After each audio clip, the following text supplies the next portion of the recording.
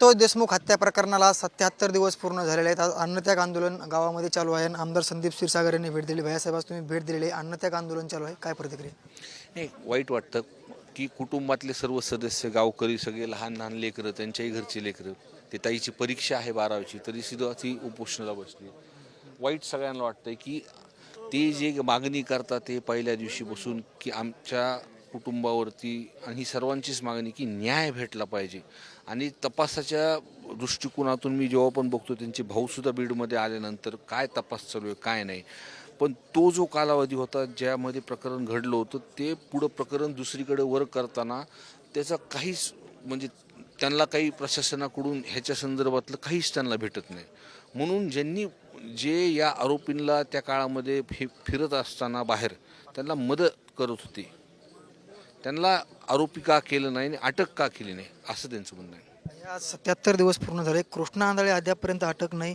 आता तुम्ही देखील संशय व्यक्त केला गेला, का अटक करत नाही पोलीस? नाही, ती परिस्थिती त्या भागातली तशी आहे. आणि एखादा आरोपी फरार असतात, पोलिसांना पकडायचा असेल तर तो 24 तासच पकडला जातो. वाल्मिक कराडला आणायचं म्हणल्यावर तो बरोबर एक VIP स्टाईलनी तो गाडीमध्ये येऊन तिथं अटक होतो. हा सापडत नाही म्हणजे मला असं वाटतं तो जिवंत नसेल. दुसरीकडे पाहायला गेलं तर BT मोडती कारवाई केली गेली पाहिजे. आणि ज्या आरोपींना शोधण्यात आलं त्यावेळेस गाडी जी वापरली ती बालाजी तांदळाची गाडी वापरल्याचं देखील समोर आलेलं आहे. अहो, तुम्ही जसं नाव सांगता ते की त्यांनी त्यांचे कुटुंब जे आहेत, धनंजय देशमुख आणि त्यांच्या काही लोकांना पोलीस स्टेशनमध्ये त्या बालाजी तांदळ्याला दम दिला आहे. आणि तो रितसर या संदर्भातली तक्रार पोलीस प्रशासनाला कळतोय, तरीसुद्धा त्याला कारवाई करत नाही, तो तपास त्याचा होत नाही. हा विषय बघण्यासारखा आहे. नक्की एक एक शेवटचा प्रश्न आहे माझा. आपण बघू शकतो 77 दिवस पूर्ण झालेले आहेत. दुसरीकडे आज अन्नत्याग आंदोलन सुरू आहे. मात्र एकही वरिष्ठ अधिकारी किंवा कोणी इथं आलेलं नाही. या संदर्भात काय सांगाल आणि तुम्ही वर मागणी करणार आहात का? हे बघा, ते आंदोलन करत असताना इथं मनोज दादा जरांगे पाटलांनी त्यांना विनंती केली की तुम्ही थांबा, हे नाही काय असं हे, त्यांनी त्यांना पाणीसुद्धा पाजलं. आणि पण ते त्यांची मानसिकता नाही त्या कुटुंबाची. आज 2 दिवसानंतर ते सर्वच गोष्टीचा त्याग करणार आहेत.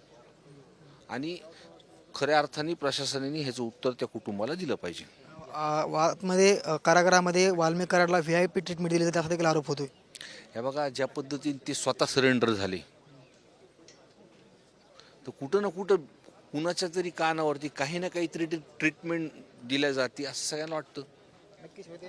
आमदार संदीप क्षीरसागर यांनी म्हटलेलं आहे की जो कृष्णा आंधळे फरार आहे त्याचं का बरं वाईट झालं असावं म्हणून तो अटक होत नाही किंवा पोलिसांना सापडत नाही, असा देखील संशय संदीप क्षीरसागर यांनी व्यक्त केलेला आहे. कॅमेरामॅन इरफान मोहम्मदसह मी योगेश काशीद, साम TV, मस्साजोग, बीड. देश विदेशातील प्रत्येक घडामोडींचे लाईव्ह अपडेट मिळवण्यासाठी आता साम टीव्हीच्या सर्व सोशल मीडिया प्लॅटफॉर्मला लाईक, फॉलो आणि सबस्क्राईब करा. तसंच सर्व नोटिफिकेशनसाठी बेल आयकॉन प्रेस करायला विसरू नका.